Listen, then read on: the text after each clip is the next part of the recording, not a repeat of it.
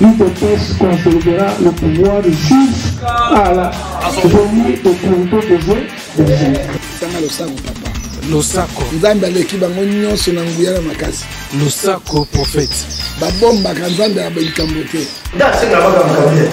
Okuna yo kana kangai. Tabia sakani na bango kwa bambo. Kabila éviter les dangers na FCC. Autant que combat faillu te olingi ba yo ka ndengene. Faut le bela faillu.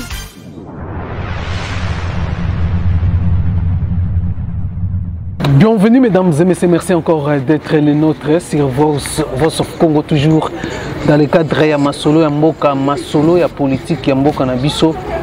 Et voilà la raison pour laquelle les lots, tout ça Nabino encore, les lots, tout ça Libanda, tout ça la émission Libanda, ya studio. Et voilà encore les lots, tout solo la nini, tout bête Masolo, ni tout la situation qui se passe entre FCC, Cash, les lots, tout ça loba, que la guerre, ils a déjà. Il y a déjà un affrontement entre FCC Cash, déjà guerre politique déjà ouverte. Les deux parties et que souka boni tozo kana discours tozo kana ndenge za kokende mais lelo tozo kutunga tozo miyeba nini yango eza ko faire eza ko pesa kanda na les deux camps FCC Cash.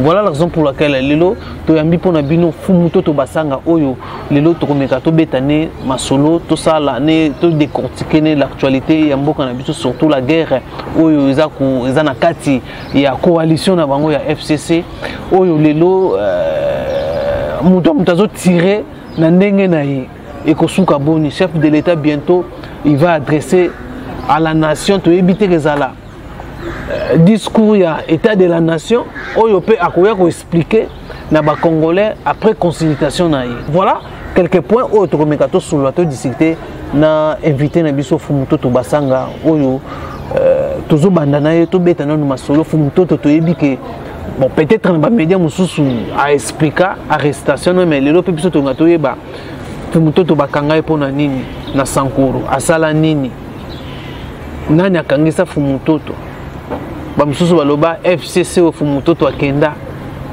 basundula Fumutoto batika ye ba abandona ye Fumutoto ateka conscience ateka intelligence na ya ateka philosophie na FCC. Voilà comment bakomi ko futa ye il fallait tika aller na troisième voie ne maketeka troisième voie. Est-ce que Fumutoto ateka troisième voie na kati ya FCC eza masolo to komeka to solo si l'état va encore nous permettre en 300 plus tarder mbote mona mboka Fumutoto basanga journaliste. Voilà, alors parlons vraiment le fait de beta masolo actualité mais n'engagez tous en mon bouquet Fumutoto a été arrêté na ba voyage à Sankuru tout tigale ko kuta na yo pété et voilà le tenga tous avant de beta no masolo politique tenga to profiter na bandeko sous balanda ki yote à travers biso arrestation na yo na Sankuru kendeko na Sankuru kendo ça d'abord nini et pourquoi ba kanga kayo pourquoi FCC aussi ba abandonna kayo. Bon, depuis 2018, papa Koufaki a à Kinshasa. Et comme nous sommes dans une famille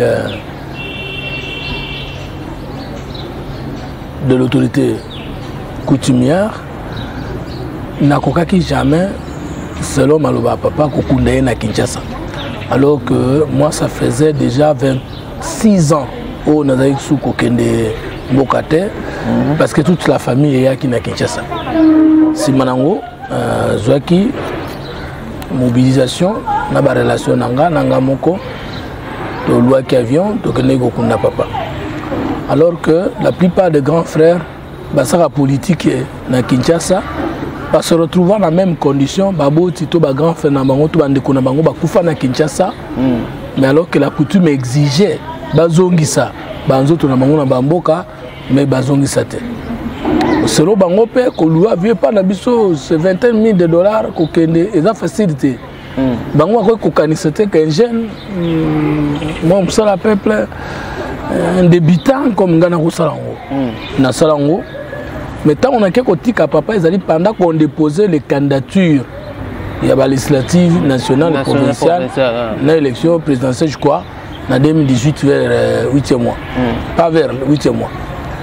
Alors les politiciens mingi ya lomela ya mitema mabe amubutiste na bakabiliste bungu afungolela ngai moi brèche des gens qui a moi non yo makamalisala na kisasa ya awa tokundi papa sima okunda papa nazongi na Kinshasa après un mois na kiti na ba ingénieur toke tosali tobongisi tombe ya papa na dimension oh non babongisa kuna bongote oh donc yo sala ke exagérer na kei après nazongi ne kotonga ndako moko ya bonkoko oyo mutu moko na tonga te na mboka atonga ndako na matériaux naturels.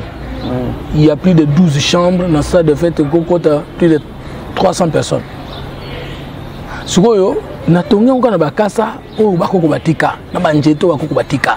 Oh. Quand on a tongi ndako wana bandiko loba me ye azola exekeza na mbongo me baninga ba tonga bandako na tole na nini me ndenge nini ye aye asene ndako ya bakasa ya banjete na tonga mudunga tonga tenjete mo uzala munene bo ndo wana kuza ta 20 à 30 ans ezaka batun so yebi bakenda kuna dimwa si manazongi ne ko tonga pour la première fois ndako ya 24 mètres carrés en matériaux durables modernes. Pour bato bazwa bambongo bazaka ba ministre depuis ba 1994 depuis ba nini bazwa bambongo na bango mais na bamboka na bango batonga mbongo ndako na ba brique cuite na brique rouge et puis tout monde ndako mto tonga ndako pa na bango mais au monde amena ke ezo ndako na ezo la kisake yako ikolala wana te akoki koya wana te menga nazwa ba ingénieur na Kinshasa biba otongela bango na ba ingénieur na mboka kuna ngana nazwa ba ingénieur mnango basilisi awa o memi bona na IBT babenga nini IBTP na kena bango batongi ndako 24 mètres carrés na tongango na ba brique ndenge batonga ndako na existence chango ba barre de fer banini na muto liboso ko sana na côté na biso pas na Sankour non lo bana lomela na secteur bakela na Sankour bato sala baza oh n'en parlons pas na loja n'en parlons pas même na lomela centre batebele basali yango betebete mutu moko mais ngana na muto liboso ko sana secteur na ngai na ba secteur des environs nango na bakela secteur de bakela donc na sala yango na tchengo na matériaux na moderne ko ndako na moderne villa moderne ndeti na Kinshasa même un exemple dans ndako ndwana parce que na m'intéresse au tonginda ko plus de $40,000 ça veut dire que les ndako na Kinshasa ndako $15,000 $20,000 les ndako na tonginda ndako ko le katanda ko ngana tonga ya ngambo ko na Kinshasa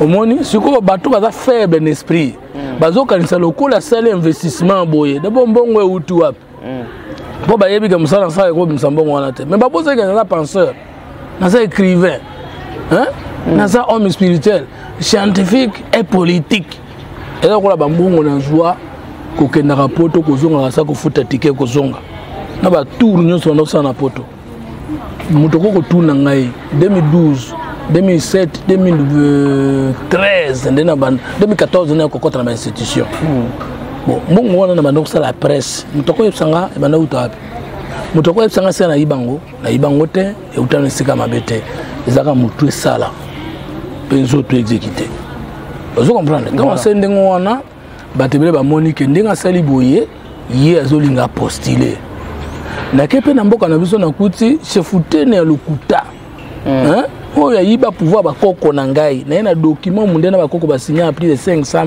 pages na la gise que pouvoir wana za yote parce que Elonda c'est le nom de Dipinga c'est le surnom de mon ancêtre Elonda eza ya yote dans la kisa on a ba chef coutumier c'était le début à guerre mais yokate parce que batu ba yebande bakanga ngai puis batu ba yokasango alors nde ba chef coutumier biso za na 6 chefs coutumiers ba siège kana le grand chef coutumier fou moi za likona bango 7 si chef coutumier bandimi ba komukana geza pouvoir a été za ya famille na bino mais lokola ngai nazo sala politique moyena za même temps chef coutumier za te pe na za na kisa na le ko la ndingai ndakitani na pouvoir wana siko ba politicien alomela ya secteur na ngai bango bazwa mama wana oyo azali koyiba pouvoir na kola ndoki na bango ko basala ka buzoba na bango bamitizaka ba intimidaka ba jeune bani tout ça nde babandi siko kolukela nga makabo bazui directeur de campagne na ngai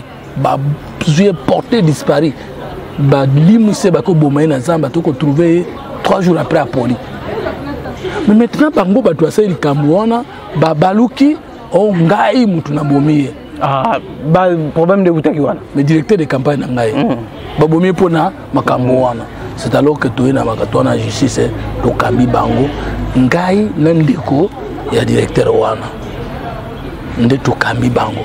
Pendant que tu es na loja kosamba ye mama wana bakangi ye na parquet général pe ya cour d'appel ya Kinshasa ba fixer dossier na tribunal ba ye bakangi ngai plaignant na plaignant mosusu ba chepso na boloko oh non mtoto akendaki na mboka akutaki mama moko boye abeti ye aidénide ye oh papa mboka neza na gouverneur mboka neza na police mboka neza armée na armée un individu fu mtoto akei na vacances na kende kotala tombe atotana kena bana fumbati nanga ba baleki bana basi nanga mbale o ya 15 ans o ya 17 ans po ba kendo mone pa na biso na kende ki pe na ba garde te comment un individu avec ses deux filles akoko kende ko kanga mutu maman na pesa ki na surveillance bazaki sous surveillance résidence surveillée na 3 policiers comment un individu ko la fu mtoto kende ko kanga e sko police azaki wapi armée azaki wapi po un individu ko la fu mtoto kende beta mutu. Voilà. Ba monter na monika na vana mboka boye procureur général tindelinga 6 policiers ko kanga. 6 policiers na taba kombi ba kutinga bato balingi ngai kombe sabe bana biso songa na komi kuna ata nzambe yamba ka ebongo te na église. So mo ba kanga ezate na lalisi bango na lesi bango na merisi bango ba kutinga pe na zo tele matazo mata. Toto kumi na loja na ko maka boye na kwa mercredi jeudi na kepa procureur ko pesa embote. Po yenda tindaki ba policier ba kendo kanga mamana na mona boye no auditorat 4 policiers ba temli boso na nga documenté vous êtes en état d'arrestation OK token ba chenga no auditorat militaire ba samisinga titi na Amerika mosa mi saplenya nani na sali nini na oh non na iso on a membre ya sensa na justiciable ya cour de cassation ka soki lokeza likambo bokanga ngai bo transférer ngai directement et pas juge na ngai aka no samisa ngai ba na pesi bango mukanda ba moni biso tulingi état de droit biso no auditorat ezaka ba politicien batangelenga ba komba politicien batindi biso en tout cas to kokota makambo na wote batiki ngai lobi nango na eka pa procureur ko pesa sumba to kolome papa otilenga ba policier kuna bakanga la sala kinini na mona ka boina dans bureau procureur bakanga ngai susu vous êtes en état d'arrestation benanga babokinga na boloko baboki bakanga vendredi babokinga na boloko depuis 13h beko fungola ngai na samedi na 18h bakanga sans cause baliberenga sans condition na vandi dimanche na vandi lundi wana appui ya FCC benga kibenga asundula en tout cas FCC na tikalo ko yokata déclaration moko basala ata po na faveur na ngai te na yebika ke babando benga ngai po tuna makamoni bakangeli yo mais que na yoka déclaration na yoka ki ngote c'est mon conseiller juridique mais c'est maintenant que vous connaissez bien qui est passé na Top Congo merci na ba journaliste qui ça ba relayer information parce que journaliste ya lo jani ba monaki de basali ngai ba relayer mais ngai esengo na ngai zala munene ndeko nanga na ndenge ni bakanga kiyo aurait découvrir basignala qui que babanga kangai 2 batu bayeba ki na Sankuru 3 batu lelo bayebi ki bakangai pamba et puis c'est pour la première fois que na mboka sous Kabila na tikala okangamate mais sous Tshisekedi na koti boloko mais motokota ka boloko soka sali mabe mais awanga na sali lisumu na buki mobe côté na koti boloko malheureusement ponanga na mabele na botamaki nde mabele bachenga boloko pour la première fois maintenant c'est une expérience politique maintenant quand les gens disent bakangi mutu je vais commencer maintenant à comprendre autrement parce que oyebi na epsa osuma na place moko ava bakanga ngai na mona ki place wana tribunal de grande instance à Lodja na parquet général à Lodja na mona ki sika batu bakota kana boloko wana ngamoko na ndolo ba même ntaba bakotie na place ote nzoka nde yo fu mutu to bakotia wana mais na ebiso soki ezalaki te mwana mobali azali kogarde pa prison wana atalaki ke papa na yo ki sango ndenge bakabeta masolo na yo oza na likambo te basa encore donc ezaki adversaire na bino ya politicien parfois adversaire pour adversaire na ngaza moto wana ba idée lokolanga moi je suis une idée je suis un esprit on a adversaire ya kana bino ka FCC nga ko za adversaire te adversaire na ngaza ngamoko parce que nyake ngai moko mna ko boma ba idée nanga po nga moko na yebi ba faiblesse nanga ngati na okufa na kozana adversaire te On a des conséquences. Les gens qui ont peur. FCC. Non, non. FCC va baptiser ou non? D'ailleurs, bateau Salinga Bongo va bateau FCC. Ce sont certains cassis qui disent FCC. Ça va t'acacher. Batakash basangani na bateau FCC. De basalinga. Faut pas étouffer. Mais batika ko étouffer ngata ponga na zona. Ba biso ke no bima awa ya Kenya Kinshasa. Vraiment ba maltraitant ngai mais Nzambe na bakoko basali. Donc dans un moment, au moins ils ont failli me tuer. Parce qu'ils sont venus me visiter à 2 heures. Parce que taba yesinga yokola la na condition aboyete ba tianga sko na place moko na ba bureau na la na habitant. Prisonnier par politicien qui m'a prisonnier. Botienga na cachot, na kolala na cachot. Et na boutu sont venus me chercher à 2 heures. Heureusement qu'il y a eu 15 jeunes. Balala qui libanda pour na surveiller ngai. Parce que la prison kuna eza na clôture teni, eza monda ko moko moins de 10 mètres carrés. Moins de 4 même moins de 5 mètres carrés. Cachot ah papa. Nzambazali. Voilà. Attention. Voilà. Matangai mais bomangai te. Donc pour te dire que et un faux débat. Je suis compté parmi les prisonniers. Na fouti pas ceux qui m'ont ça fouté la kala. Mais ngana isu kufuta. Na fouti pas sur le mumba fouté la kala. Na beno mo regretter na tanga ya Joseph Kabila au takage. Bakanga ite. Mais attends regretter. So bino so boyebi. Même interpellation. D'abord parce que j'avais soutenu Lambert Mende contre le gouverneur actuel. Voilà. Yassankuru. Parce que j'avais soutenu Moïse Ekanga contre l'actuel secrétaire général du gouvernement, M. Kumbaki, Umbata, Ilongo Yimba. Et que Batouana Batikala Kolimbi Sangaïte. Batika Kokobo Sanawanate. Alors que c'est la démocratie. Parce que bien avant, un certain Morgan, Akomaki Mukanda, alakisi déjà ngaïke, et ça, M. Kumbaki, Umbata, Ilongo Yimba, na Batumsuni Batiliye, que Balakelangaï, Mabe. J'ai les documents, j'ai les audios. Il y a chef Fouten wana zoka nanga kobomangai. Alors que chef Fouten wana na sala na bomo inaye o mutu moko ta sala ye moko zo témoigner. J'ai des vidéos. Est-ce que bango bato basali biloko wana na yebite? Est-ce que bango te na ndenge nini bango te? Point d'interrogation. Mais au juste, faut muto tonne ki une idée, so bolibo boma ye bo boma ba idée na ye. Parce que na komi na nga mingi, na yembi pe mingi, na dessiner pe mingi. Changer notre façon de faire la politique. Voilà. Voilà. Alors là, c'était vraiment la première partie émission. Tout le monde soit moi version vraiment il y a arrestation bien que partout moins exclusivité na biso. Alors parlons maintenant de l'actualité politique en Boko na biso, la bataille bataille guerre FCC cash c'est comme si les cordons ils ont s'accordé à quoi vraiment ils ont dérangé FCC dans la position au président de la République a joué. FCC cache les raisons officielles. Ezali président a violé la constitution, Banda a continué à pouvoir plus de 3 fois. Voilà. Constitution peut se pouvoir à un programme, il y a un programme de 100 jours, programme de santé, programme. Et c'est ça tolérant. Mais tant qu'on nomme un juge, tout ça, et Yindi. Ça, c'est les raisons officielles de FCC. Donc, raison officielle FCC, c'est ça? Programme à 100 jours? Non, violation intempestive de la Constitution par le chef de l'État. Et que nous l'ingé à Kosalawan Isali Malamute, Yango FCC à Boy. Donc FCC a commis dans Tobani, a commis juge donc juge constitutionnel aussi longtemps que les juges que non chef de l'État violé. Ok. Na répondre. Procureur il n'y a pas eu violation, ça l'engage lui. Dans la constitution na biso, il y a un seul juge, il y a président de la République. C'est la Cour constitutionnelle. Mais il y a plusieurs juges constitutionnels. Donc, on va tout éviter. Juge constitutionnel, ça veut dire qu'il y a un principe dans la Constitution, ni n'est censé ignorer la loi. Moutonio soit loi.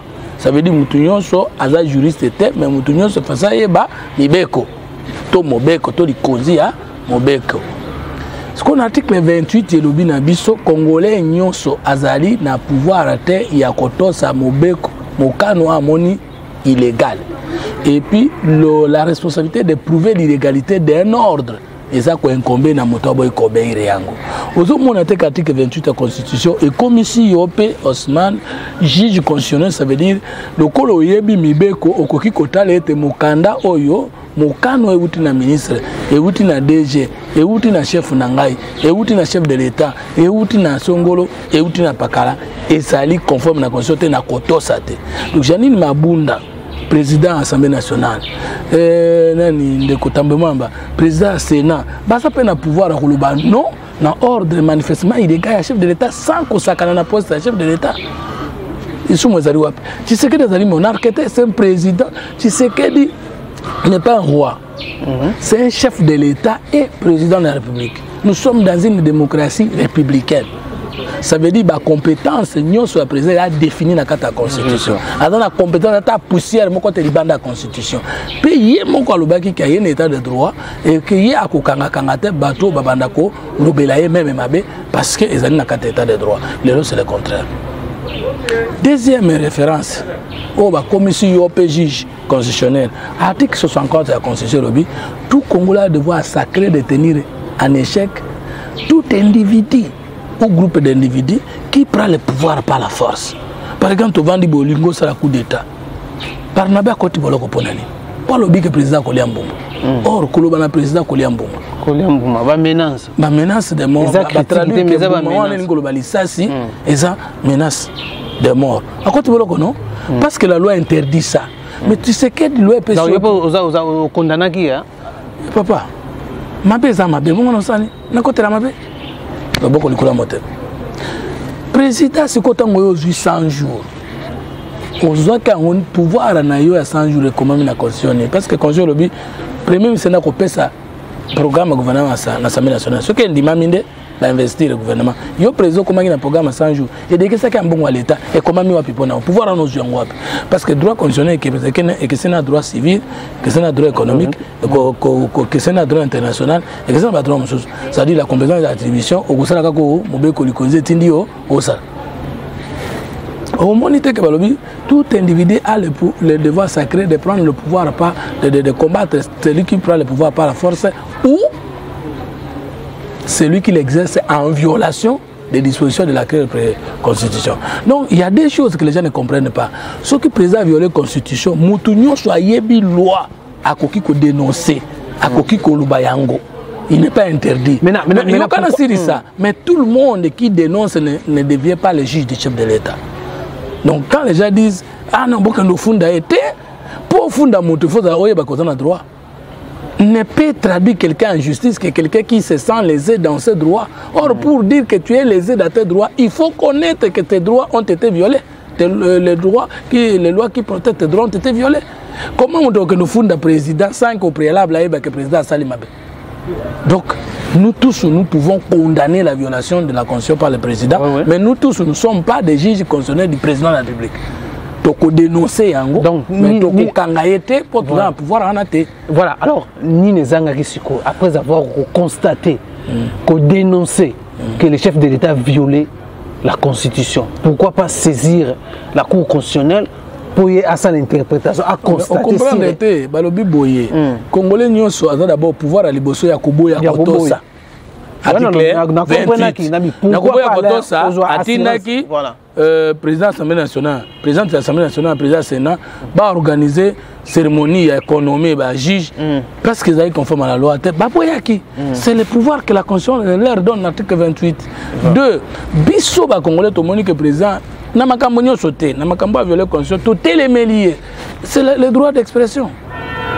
Mais ce qui te l'ingé peut être il faut prêter, le juge va prêter serment. La loi n'a jamais dit qu'il ne faut pas prêter en Okaka dans l'Assemblée nationale devant les deux chambres. Le président des deux chambres. C'est suffisant. Donc le président n'a pas qui dans le Parlement sans que tout n'a pas collé. Donc, FCC. Maintenant, le président dit, on est d'accord argumentaire à président, priorité, FCC est bloqué. Vous voyez que FCC lobby, Tozo yo kanana été na violation de la constitution. Il y a lobby, nazo kana bangote pour basako bloquer ngai. A cité 7 points. Mais c'est que le président devait dire au peuple congolais zadinine, na likambo ya paix et sécurité. Toko yo kanate pour na nini, ngana zo linga bitumbesi la, FCC zo linga bitumbesi la te, tala. Hein? Na likambo aseni toko yo kanate na boy. Président énuméré ka bisika nini bazo yo kanate, mais na ndenge nini alobite. Alors, on a une consultation. Donc, une consultation, tu peux yoka. Yoka. Biso to kende kite. Il y a une consultation yoka na no ba. Il y a PCAye. Après yoki pe ba. Normalement na yebso bo consulter ninko ba koluka moto po yoka vi na ye. Voilà. Mais après ça moto yoka vi na faut expliquer pe politique basala. Politique basala kangote na koyoka ba vi a population. Politique batambu saka population na vision. Yonde ozana emoni seri. Yonde ozui pouvoir parce que le président a bâti campagne. Akende ka yebisa ki population na programme na yeto projet de société na ye population ndima ki yango nda vota ki yekoleka candidat na biso. Donc la population ne pouvait pas voter pour Tshisekedi sans connaître la vision de Tshisekedi. Maintenant vision ezali il depuis ça 37 ans à pouvoir a yebi population makamba lingite. 2 président pouvoir les décentralisé. Pas gouverneur de province, ba ça représenter président la province. Bah administrateur des territoires bah représentant président na ba territoire na bango bah chef de secteur bah chef de groupement bah chef de village bah chef de localité chaque des chefs de famille président soka lingaye ba population so raisonner ndenge ba ko pesa information te de bato en air il y a l'ANR national redoka na province et na chaque village mboka ANR ezali et ko pesa président information te si les avis considération de la population à quoi beau d'aller organiser des consultations pour n'accueillir le peuple au Bundeli 37 ans, peuple au battre campagne, après sur pouvoir, pour que nous l'exactons 2 semaines que yo kabango on dirait avant comment on a pouvoir yo kabangote. Mais aux plus grands citoyens de la République. Ce qu'on attend aux citoyens de la République, bon on soit foot, fait de fonctionnement à la présidence. Et ça peut cette information que la population te. Président ça n'est gâchis pour attendre yo soit parce que makamonyo soit yebisa qui est, tu sais que c'est un président humain.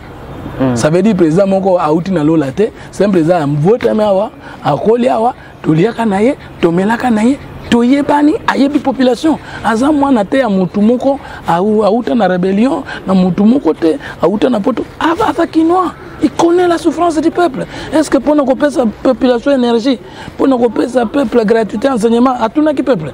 Mais tant que ça là qui en goto, bête qui m'a beaucoup côté, atteindre les lots. 400 bis balobié. Mais beaucoup malamu. Est-ce que toute une population et non politique c'est celui qui connaît la population avant qu'elle s'exprime. Alors consultation tina ngozani. Donc bino FCC vous reconnaître que non vous en a blocage na. Yoka vous bloqué. Consultation président ba mesure la président va bien en ordonnance. Président bengisi consultation acte juridique né. Acte administratif né. Oui, engager la population. La décision qu'on a prise, et engager la population, parce que vous avez un conseil de ministre. Et vous avez une ordonnance. L'accord, vous avez un accord. Vous avez un accord. Vous avez bloqué le président. Je suis d'accord. Parce qu'il y a des gens qui ont babongo. Vous comprenez? C'est ce que vous avez dit.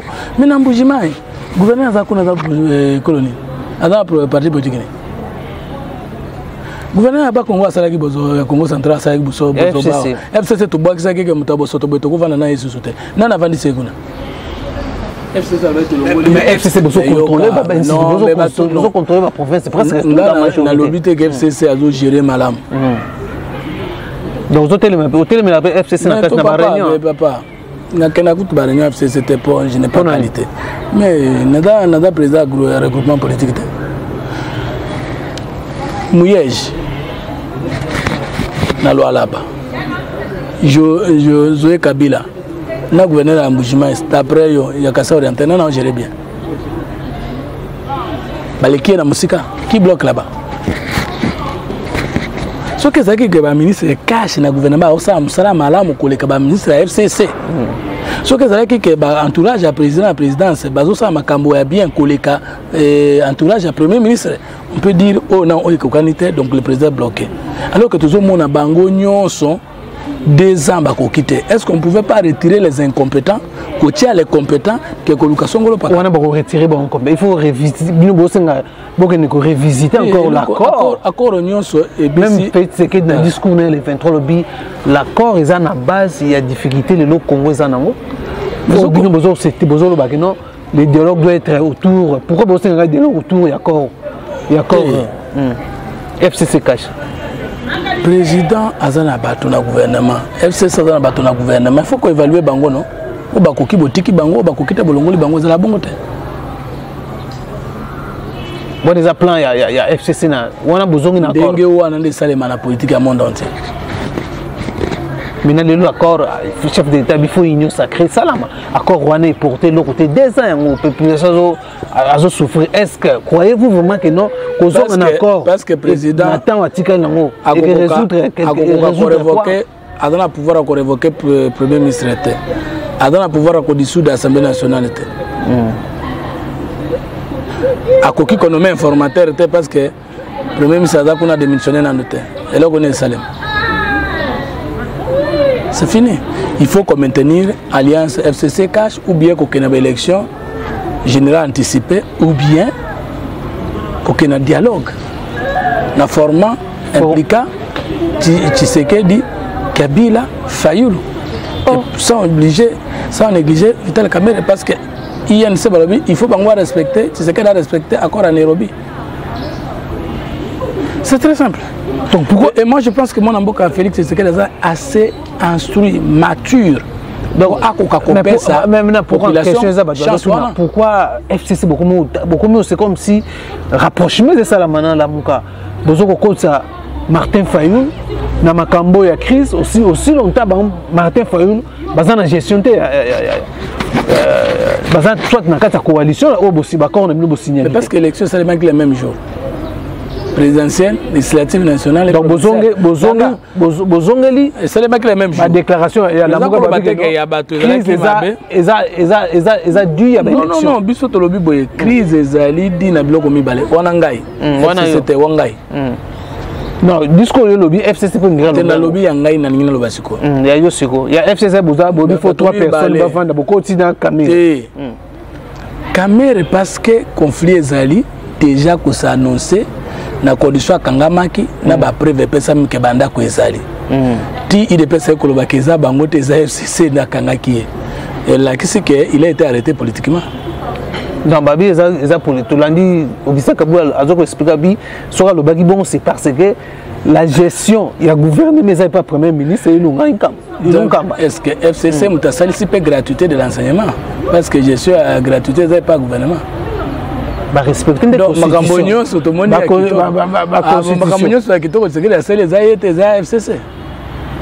Ça n'a pas de sens. Voilà. Ce qu'on a la constitution, la communication, au commu koloba na linga kinde na loba boy c'est que tu as mal communiqué. Non, les gens ont mal interprété sa communication. Yoka. Yoka journaliste non. Voilà. La communication c'est quoi, qui, quand et comment. Voilà. Alors na kate zali maloba et bimelu. Hein, donc, qu'est-ce que vous vouliez dire? Qu'est-ce que vous avez dit? Qu'est-ce que vous n'avez pas dit? Comment les gens vous ont compris? Et au bimela kindeni. Par ici, on est salémayola ta kindengenin. Parce qu'on ne communique pas seulement par les phrases, on communique aussi par les couleurs, par les gestes, par la coiffure et consort. J'allais dire, tu veux le dire quoi? So comme compréhension est rappelée faute de communicateur. La communication doit être précise et claire. Parce que dans la communication politique, il faut éviter tout mot difficile. C'est-à-dire mot ils ont renvoyé mon dictionnaire. Oh, boustifier. Alors qu'il faut dire manger. Exhiber, il faut dire danser. Parce que tant que vous avez le mot, vous avez un dictionnaire. Dans la province, vous avez en direct. Dans le dictionnaire, ce qui est confusion, mais c'est explicité, ça veut dire que tu es un mauvais communicateur. Dans le bas qui est donc, vous êtes un mauvais communicateur. L'aspect, tu ne peux pas dire que je suis un communicateur. Là, il a très mal communiqué. Parce qu'il a continué à montrer que Tshisekedi ne fait rien. Or, les Camboyes avaient quand même arrêté Bandaki na président peut sur ordre na vice-premier mis en charge de la justice pour inspecter sur le dossier de 100 jours. Le président est moko na vite quand même quitter sur terrain. Kabuya est moko na Kabundu bakita qui peut sur terrain.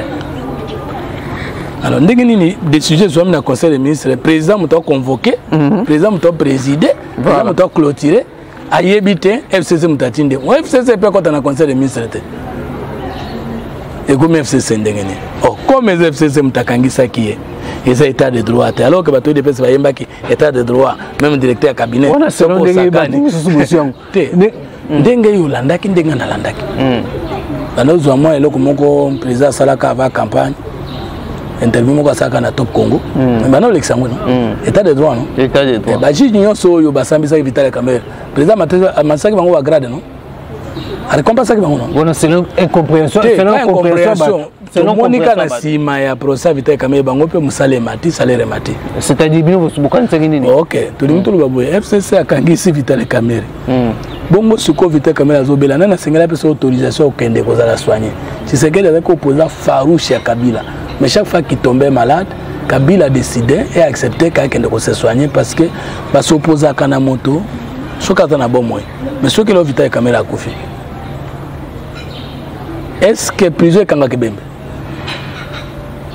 et pourquoi ne pas protéger parce qu'on ne peut pas arrêter qu'un homme vivant et si on veut que Moutassa Bamboulane il faut protéger sa santé bato mususu basi bazui ba transfert pourquoi il y a cause d'angote c'est toujours FCC OK président peut c'est ces mesures de grâce parce que c'est FCC nous devons pouvoir non faut débat vrai pour mes aliboy FCC cache la bilo mbale voilà incompétence na mauvaise foi nakata les deux camps yangwana nde bomboka malheureusement pour le bien yoza na réunion pété oh ngana lobi incompétence na mauvaise foi yango ndeza la base o nyonso balo bana za basongolo paka maintenant la solution maintenant pour mettre fin pour éradiquer la crise où ils a créé amena kata mboka lelo ba ramification de moyen la population simple comment il faut bien poser les problèmes il faut pas avoir peur la raison pour laquelle la question normale bosser ça qui bon problème les années le Congo a trois problèmes problème d'homme de culture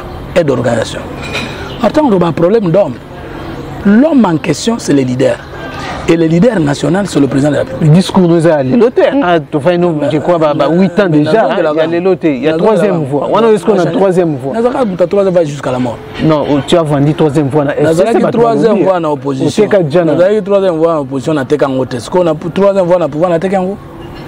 Non, c'est l'ordonnance à président pour nommer ngai. Mais non critiquer président, c'est la troisième voie. Oh, bazo nommé. Oh, mais ndé na musala na sali na politique. Yebi sangai. Ba renommé comme chef d'état ça n'a pas ça consulter non bato kende consultation. Mais yo kaka ça la union sacrée de l'opposition na ba congolais, ba politiciens congolais baza conscient pour le changement bongo na ya mboka ba congolais ba comprendre. So ngana zaki ko sala politique pona zo poste, pena zo mbongo na bonga. Ben ko critiquer président parce que Tshisekedi ndé azali représentant de Dieu sur Congo. Ngai na musala ngana fait na politique à part un pouvoir ici de notre chef de l'État, na on a soutenu pouvoir politique nini na ko se prendre nango. Soit attendez, poste on a ministre décret loi ya nini conseiller na ko vous allez évaluer ndenge nini. Na ko ça na conseiller na bita na ko sala te.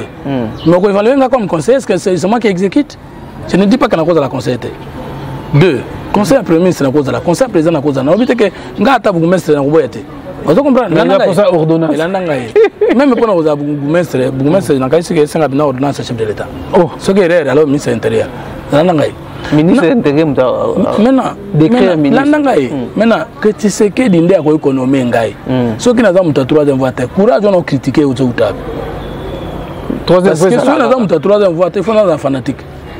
Comme les Congolais. Mais l'opinion va comme dire fanatique, hein? La philosophie a vendu. Mais est-ce que l'opinion me te ça non, opinion me te ça toi va tongai.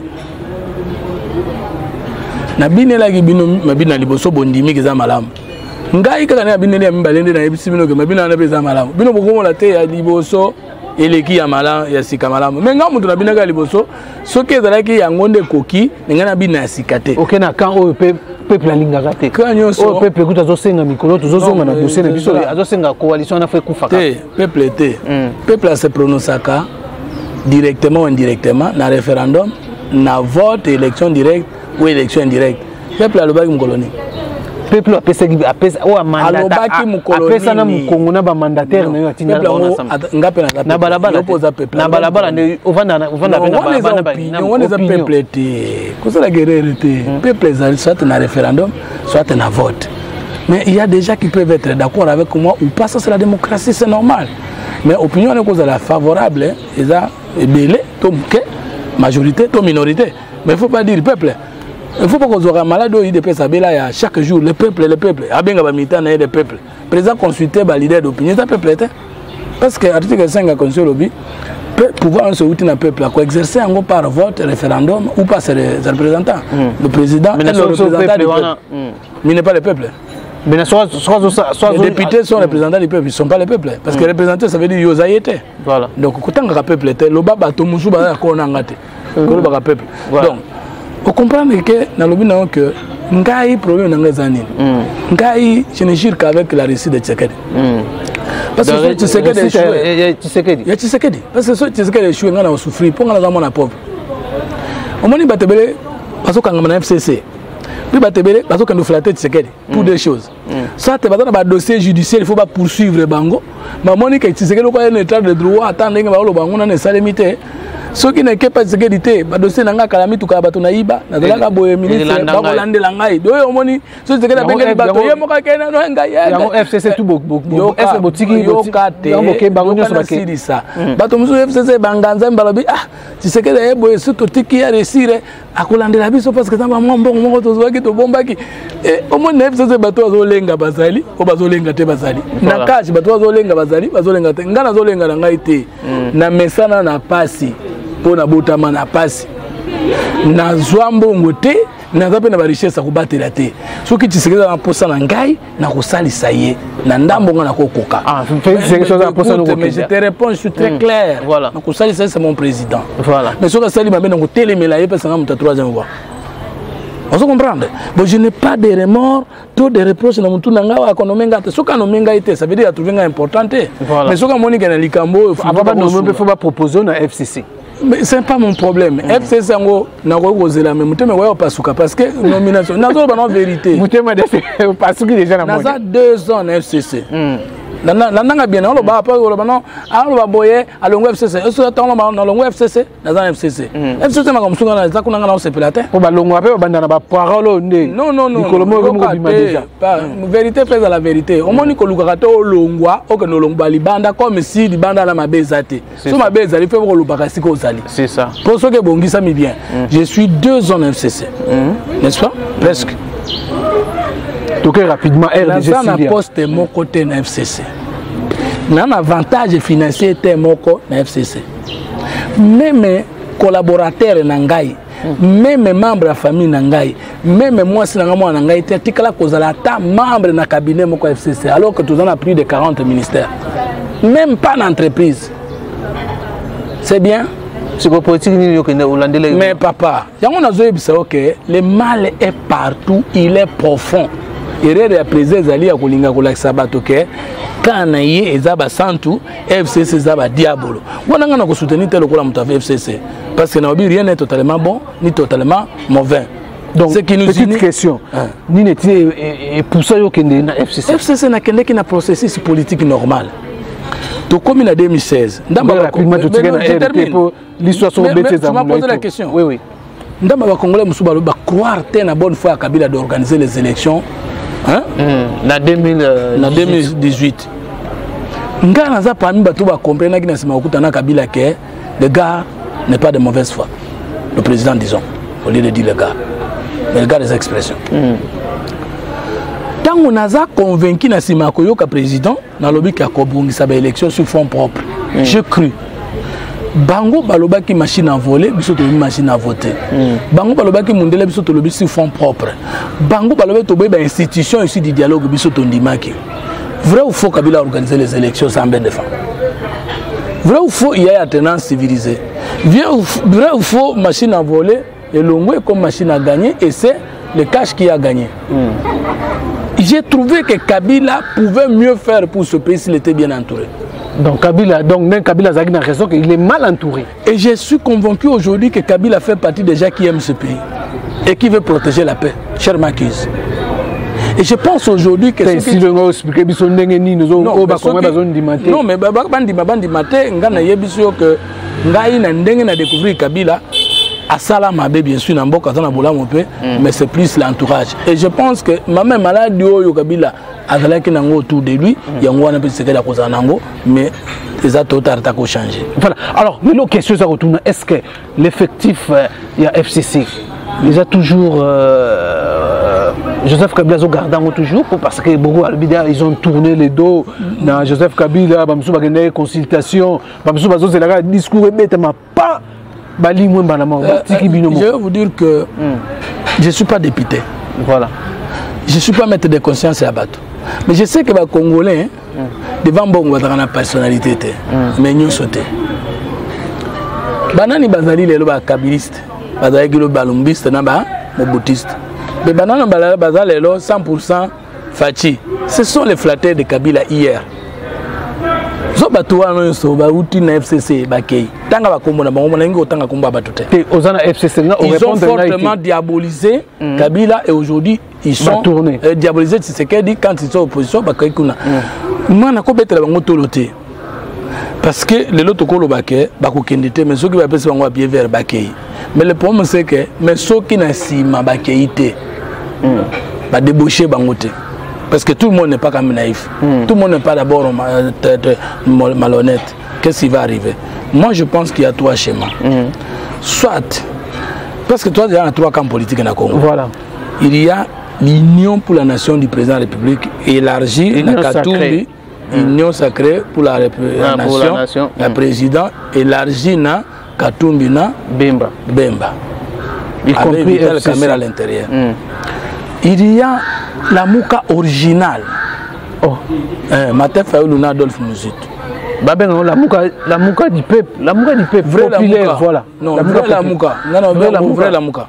La Mouka populaire, la musique Katumbi, Félix, tu sais que ça nous m'a déjà avant, avec Banini. Donc, musique Katumbi, ça n'a une opposition, tu vas distraire. Voilà, très rapidement. Jean-Pierre Bemba, tout le monde connaît son dossier judiciaire. Il ne peut pas vraiment parce qu'on pose un peu pour me décanter. Mais musique, Fayoulou, et ça, elle, réelle. Là, il y a trois camps. Plus Joseph Kabila avec FCC. Si nous disons que Tokoyo kana sur FCC KHT, Tokoyo kana mais Tokoyo résoudre pour ma peuple il faut associer FCC nani. La Mouka peut c'est plan yabi plan de crise des incapacité na biso FCC KHT pour trouver solution pour ma peuple des obengi ça fait le hasard. Mais ceux qui biso toyokani to l'homme qu'il faut à la place qu'il faut. Même ce fait le hasard vers 2023 ans c'est OK. Mais maintenant sans réponse au problème du peuple. Tu sais qui a signé un accord à Genève a retiré signature. A qui a signé un accord à Nairobi, apparemment, Alinga a un accord via INC, via IDPS. Alingi a un accord. Ce qui a un accord, parce que Nabita Alingi a complète intention. Ce qui a un accord avec Kabila. Le président a dessiné imaginer comme quelqu'un qui ne respecte pas les engagements politiques. Parce que Moutounan n'a pas accompagné sous l'Union pour la nation. Parce qu'il y a quelqu'un qui a Bima. Toujours hier à Zagara. Non, écoutez, pour Nangaï, je sais que le président de la République, le discours de sur l'état de la nation, ce qu'on tangue en gros, comment on appelle 2 à 3 présidents à 4. C'est-à-dire, tendance à équilibrer. Effectif, il y a FCC. J'ai déjà répondu que. Vous répondez bien. Vous êtes un membre FCC. Vous êtes un membre. La phrase au linga qui me l'a dit. Mais on va répondre à vous. Mais yo linga ina yemba ndenge na. Il faut yemba vous ba comprendre de l'autre côté. FCC député Baza fidèle 305. 335. 335. Tout bata 305. Ce que lingi bon. Mais vous avez pas dit peuple bazali 300 na mon avis. Les signatures papa. Janine Mabunda zalaki wana. Nemi Mouilanya zalaki wana. Tant balobi 300 ceux qui ont signé de loin ba ozana Félix Kabange Numbi ba bazana ba voyage non bazana batu batambola kano ba belaka non ba empêcher non pas de ceux qui ont signé jusqu'à ce jour-là ou qui ont donné leur aval que baza fidèle. Ça peut changer 48 heures après. C'est dynamique, c'est la politique. Mais si ça ne change pas le bloc FCC est compacté, mais si ça change, mais tout peut arriver en politique. Et on aura gagné quoi avec les débauchés? Voilà, mesdames et messieurs, vraiment, nous sommes à la fin. Hein? Voilà, vraiment, il y a un peu qui est belle, mais vie, faute du temps. Il y a un peu qui est notre kata, Tosukawa. Merci de venir sur le qui est belle, merci de mais le lobby, comme on Zembo, on a été. Zembo, tante, ah, bon, le bagage, moi, qui pèse moi, qui tente, français, pèse un peu tant qu'on a. Pour c'est la France. Clip, l'anga, les bossons nazali. Moi, je suis peuple. J'ai pari que le 25 décembre, beaucoup de pays. Nous avons un yembi. La reste n'a aucun qui yango, mais ce qui peut aux éléments éléments techniques, moi je permets que aux audio. Pas toi on a un yembi parce que les musiciens, on a l'habitude des musiciens, tout l'habitude des musiciens. Non bête la troisième musique, ils ont ensemble et ils ont mobilité avec la troisième danse. Étiquette il y a troisième africain. Oh, la danse, troisième danse. Troisième musique. Troisième danse. Troisième danse. Et troisième africain. On est ici dans ma fouf. Playback to tche musique yo betiango. Ngape na bini obini. Oh, mais ceux qui battent comment la institution bazo a minduki baboma batu. Donc vous mtoto en politique chercheur et misata pambo que ne opesa ngabilo belé. Non, homme spirituel, scientifique et politique. Point. Maintenant fonction écrivain, dessinateur et musicien. Ah, voilà, d'ailleurs, dans la culture. Kasite, mon komi, mon saliba miango, pe mon yembi, ma banzo. Point. Vous pouvez se blender. Voilà, alors, tu suis ici déjà. Homme spirituel, scientifique et politique. Je suis écrivain, je suis artiste, dessinateur, si vous voulez, et je suis musicien. Donc, bientôt, tu vas vivre. Donc, vous vivrez l'album Langai, on a un cadre de peuple danse. Parce que nous avons un musala bon tout est. Nous avons un musala peuple. Est-ce que nous avons un tout à musala peuple en tout cas, inoxydable. Na yiba tepe na ko yiba katete bembe na ngai ko. Nangambo kenda. Voilà, tout ce qui $10. Il y a le Nangambo place osali. Mamba sala ka yango peut-être. Beaucoup ça peut jouer le côté. Ata $10 ya moyibi na simba ngote même $1. Pena ko simba kate. Je fais partie des Congolais sincères, propres, justes. Au vivra na salaire à 500. Salaire sans frais de fonctionnement, sans rien. Même pas indemnité à santé, même pas indemnité kilométrique. Na mona ngote. Salaire peut la rater. Salaire ezali. Tu sais que des personnes sous salaire. Ezala muke, ezala munene yanga yangwana. Na lobi yango. Joseph a payé sa binoté. On a payé sa prime. Prime. Ah, on a salaire mais prime ça. Tant que tu sais que d'ailleurs payé sa salaire régulier. Il raté. Bon, parce que non, tu vois, on a été sans amour que le guide aux 8. Par retard de cause là, tout salarié comme on a retard. Mais moi, tu sais qu'il nous a donné un salaire. À part ce salaire là, frais de fonctionnement, on a mon angangote. Voilà pour et tu as pour membre après il y a bureau en tout cas dans un avantage à santé mais tu vois que va faire 3 millions de frais de fonctionnement voilà donc ton côté fundi a la présomption d'innocence je suis pas son juge mais si les faits sont établis ça c'est autre chose. Voilà mesdames et messieurs ça n'est fini par ici. Merci na bino so bozaki belé Rolanda Biso merci na Francis Paka na les deux caméras na montage kuna tokutani prochainement na numéro mususu portez-vous bien. Bye bye.